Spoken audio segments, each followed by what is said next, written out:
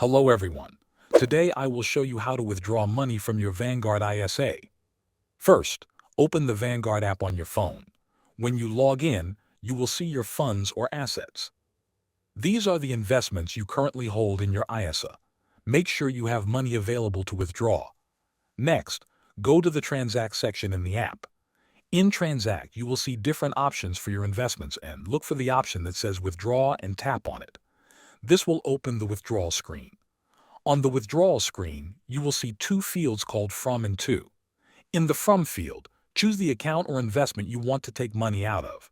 In the To field, select the bank account where you want the money to go. Make sure you have linked your bank account to your Vanguard account. After entering the From and To fields, check the details carefully. Confirm the amount you want to withdraw. When everything is correct, tap Confirm to submit your withdrawal request. The money will usually arrive in your bank account within 1 to 3 working days. Thanks for watching.